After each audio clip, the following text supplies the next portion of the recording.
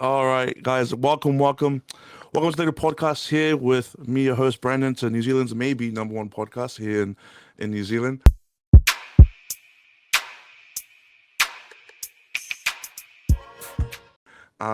Joining us today, guys, we have a special guest with us today. Um, you know, Heroic hero here from Aotearoa, representing us, playing from the New Zealand Women's Sevens team. Um, Saili, how's it going? Hello, I'm good, thank you. Very good. Thank you for joining us here today. Welcome. We're happy to have you here. We're joining us in this session of the podcast. We'll just go shoot off right ahead. Yep. Go ahead and introduce yourself. Give us your name, your age, where you're from, and then also a question. What is your favorite food? Oh, okay. My name is Alena Saili. I am 23, just turned 23 last week. Oh, And happy birthday! Happy birthday! I am from Invercargill, so the very bottom of New Zealand, down south. And my favorite food is KFC when I'm allowed to eat it. Yes, sir. Yeah. What's your go-to meal when you go to KFC? My go-to meal is a Zinger burger combo. Like a Zinger burger. Yeah. Salt on the chips, extra salt, and just gravy. Yeah. Gross. I can taste it already. Let's go. Awesome. Thanks for joining us again today. Yeah, it's super cool that we actually got a chance to be able to get you on board. Maybe share your experiences and Yeah. a little bit about your journey. Yeah. Just to inspire, I guess those people here in Aotearoa. Cool. And I guess we'll just shoot off and start off with our first rugby and sports, right? Obviously, for those who don't know, I don't know, she's played a lot of rugby in her time here, representing us out to New Zealand, doing wonderful, amazing things. Just got back from um, the Olympics, and now I guess we can we'll touch there a little bit later, but we'll start off with rugby and sport, I guess, and how has that played a huge role in your life, and I guess what does playing sport or rugby, especially Yeah. for your country, like what does that mean to you? Yeah, well, I guess I'm in a really privileged spot right now where I'm sitting, being in the Black Ferns Sevens team. Like, it's come a really long way to where it started. So I give heaps of props and everything, all that we've got from the people who have come before us. So all the ladies that went through the struggle to get our program to where it is right now. Really grateful for that and for the pathway that they've paved for us here and now. So that, and also something for me, rugby's been a big part of my family growing up. So when I was little, I'd always go to mum I'd go with mum and just be surrounded by the whole culture and everything like that. So we're a big rugby family growing up. So rugby's been a big part of my life ever since I was young. So to be around like the top stars and to be in a really cool program where I'm surrounded by really good, not only just good rugby players, but good people. I've had so much growth in the program and have enjoyed every minute of being in it. Love it. I guess yeah, because there's a lot of quite a few experienced players as well that you've played with, right? Yeah. Like on the first team. I guess what does that mean to like be able to be like so young in age, but also to be able to represent the country, especially here, specifically with women here in Aotearoa who are trying to pursue that career. Like how's that, like, I guess, express to us like the emotions and feelings of being able to just be in that atmosphere. Yeah, I remember my very first time coming into the program. I was like fresh out of school, 18. I saw like Portia Woodman, Kelly Brazier, Sarah Goss, like some of the goats in the game. My first day at the airport, the first time I saw them, I was freaking out inside because I was like, oh my gosh, those are like my idols over there. But you have to try and play it cool because they're your teammates now. But like from that moment, like just being amongst them and learning off them on and off the field, they're pretty cool people, not just good rugby players, but really good humans as well. So to be surrounded by that, honestly, made me such a I good bet, person. like, just coming out of high school, trying to get into the system and learn the systems, and then, Yeah, trainings, you're like, oh, yeah, dang, can you sign hard my out. Yeah, actually, like, get me take a photo, please? Yeah, that girl, but nah, they're definitely my sisters now. So yeah, it's crazy. It's crazy to think that. That's super cool. Awesome. I guess like speaking about women's rugby and how it's like slowly growing here in Aotearoa, right? It's getting more. I guess would you say like it's? I mean, it's getting a little bit bigger, right? More than before. Yeah, We have the actually the World Cup's coming up, correct? yeah. Right, and preparing for that. Um, I guess what would be some piece of advice you could give those women here in Aotearoa that are trying to pursue rugby, trying to get into that top sport because I can imagine it'd be pretty competitive, correct? Oh, Like, just trying to find specific teams. yeah. Maybe Head there's up. there's there's not a lot of teams as there are men teams, but like trying to get yourself out there and like I guess what would be some piece of advice you could give those um those girls who are trying to Mm. pursue their rugby career? Yeah, that's probably the first point. If they're living or if they're actually women like above the age of 20 or whatnot, it's like finding a club first. In their region, maybe I know there's heaps of clubs starting to come up around New Zealand, really pushing for women's rugby. So if you find a high school or a club that really pushes women's rugby, that's probably a good start. I know now there's heaps of pathways for girls to come through now. Like there's Condor Sevens, World Schools, there's development camps coming through, and the new Super Rugby Opiki. There's just pathways everywhere for women to get up there and to give it a crack and try and get in the high performance programs. Awesome, awesome. Yeah, I guess you probably just gotta start from there, eh? Start from Mm, high school, yeah, trying to get into those good programs, do all that you can, to get there. Because it's not easy, right? It's to get into this. Well, yeah, like for you, for yourself, like it's probably not. Oh, it's probably really competitive, not as well in teams, but also trying to get them into camps and stuff like that, yeah. right? That's it. That's the hardest part is getting your foot in the door and then trying to stay there. Mm, awesome, awesome. I guess now touching a little bit about your recent experience here in from the Olympics, right? Yeah, Being able to represent New Aotearoa, yeah, man. be able to just give us a brief background and experience on how that was for you. So the Olympics, it was so crazy, eh? Like I couldn't imagine the Olympics not having COVID because it would have been Yeah, yeah. people everywhere. Like even without COVID, there were people like I saw like Novak Djokovic, couple NBA players like walking through, and I was like, Getting me jealous, getting me jealous. holy, like to be amongst people of that caliber, I was just honestly, I was just amazed to be walking next to them and like the food court and stuff. So at the Olympics, it was well gated off because obviously we're in Japan during Yeah, COVID, yeah. so security was pretty tight. We're only allowed in and out only when we're leaving for trainings or playing our games. So going in there, all we did really was go from our rooms to like the cafeteria to the food Oh, hall and really? back. It was like for the day, it was just walk over to the food area, then come back and chill. But yeah, because of COVID, it made it a little bit niggly. But Yeah, yeah. other Was than there that, was sorry, what was there any like so you guys had no I guess didn't get to really hang out with the other athletes as much as you guys would like? yeah, it was a little bit niggly with COVID Yeah, because we from other countries, girls. So it was just because of COVID, we didn't really want to mix countries because yeah, yeah. COVID floating around. Um, but it was just cool seeing people from a distance, I guess. But we were able to interact with the Kiwi athletes, so that was the cool Oh, that's part. good. Yeah, Yeah, yeah. team inside a big team, which was really cool. And this was your first Olympics, right? Correct? Yeah, Awesome, awesome. And I guess like I don't know, just me looking back, like just being surrounded by so many athletes, professional mm. athletes, and in that environment, like how did it feel like for yourself to know that not only you're representing your country, but you're also going up against high caliber, Oh, athletes from different countries of the world? yeah, that was.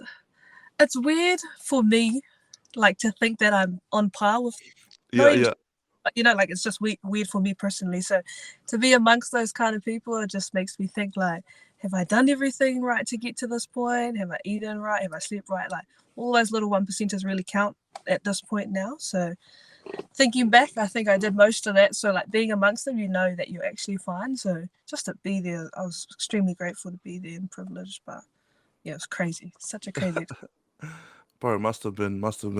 I guess looking back at you guys games and actually competing, getting there to the final. Like I guess express tell us about the emotions and the feelings that you've been going through, like Mm, as you guys were in the finals, going through that game and yeah. being able to, I guess, they're them presenting that gold medal to you guys. Mm.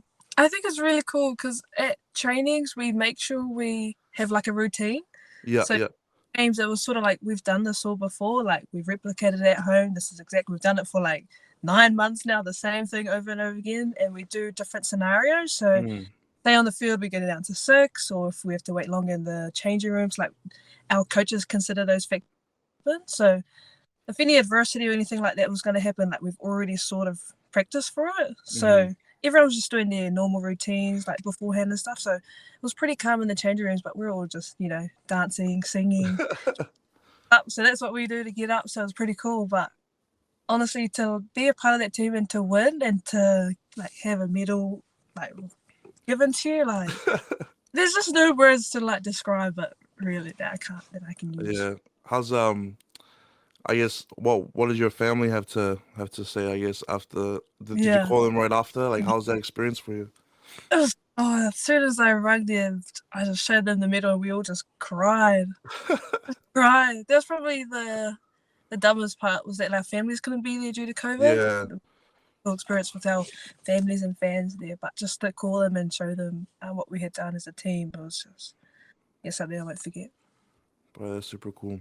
Um, yeah, 100%. We're grateful for you and the team, representing our country and being able to set a good example. And then I guess this, um, obviously, there's probably like a lot of trials, right, Yeah, leading up to that experience. I guess yeah, maybe focusing on your experience with rugby, not yeah, only um your moment over there in the Olympics, but because here we focus a lot on failures to success and mm, how important failures and setbacks and trials really yeah, help us come back and can help our community become stronger and be able to achieve our goals that we have set in mind. I know. Um, I guess question for on that: how has a failure or setback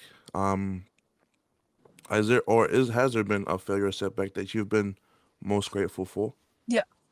So, in the build up to the Olympics, so our season normally starts in like August, September, so like the year before. And so I was training, like, I probably backed myself. I was training pretty good leading up to the Olympics. Yeah. And 3 months out from the Olympics, we were playing just a makeup game, a scrade game against Hamilton boys. Mm. And then I was reaching out, going for the ball against one of the other boys, and he landed all his body weight right on my shoulder. So I fractured my shoulder 3 months out from the Olympics. All I remember thinking was, oh, my Olympic dream is gone. Like, Yeah. sat there and just cried. I didn't even care that everyone was watching me crying. I was like, nah, this isn't happening to me right now. Like, I've worked so hard in the last, I don't know, 9 or 10 months to get me to Mm. a place where I could be selected or with the Yeah, yeah. girls. And so that was probably the lowest lowest point I've been in my career so far was just having that injury. So for about 3 months, I was just on the watt bike, rehab every day, prehab every day. I had a lot of growth. It was probably where I had my most growth mentally, just because I just knew if I didn't do everything now, there would be no chance that I was making the Olympics. Mm. And that was a big wake up call for me as an athlete and as a person. So I think I was really lucky. I had a good support system at home. I had one of my best friends and one of my Yeah. uncles supported me the whole time. Just keep me in a positive mindset, keep me on track. Made sure my eating was right, make sure my prehab was going, make sure I didn't drink because some people can go Yeah, sideways. yeah. I probably drank my sorrows away because I was like, well, what's the point? You know what I Yeah, mean? what's the point of it, Point done. So I'm just drink Yeah, my hate away, I guess. And I yeah. guess I go through a period where I was really low and I was like, there's no comeback from Hmm. this. But I was really lucky I had those people to keep me on track. And then I just really tried to work on my mindset, went a lot more into here and into my soul, I guess, to Hmm. try and get out of this one. So I was just really lucky I had those people. And my teammates to keep me on board, Mhm. because I guess other people know, and I guess with you and your ACL, injury can be quite lonely and Yeah, isolating. So to have a good support system around you, it's so important just to have those people keep you on track and help you get through these dark. yeah, dark times. Yeah, it can be pretty Yeah, dark.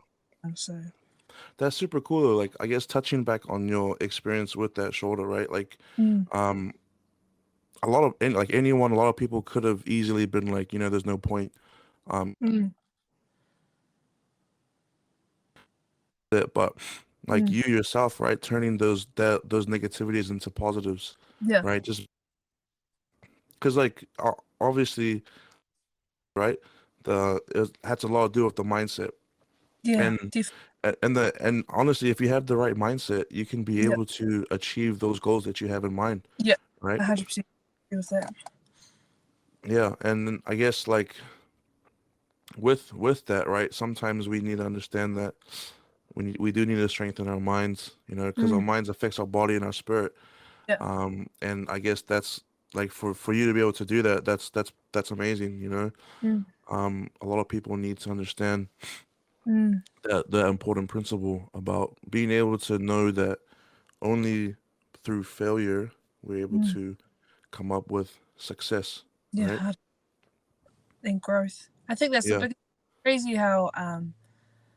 how massive like your mindset can be towards something, and how if something clicks, like you'll know when it clicks in your head. Like honestly, just a change of yeah. mind. I mean, you have to have a clear mindset when you're in the game, right?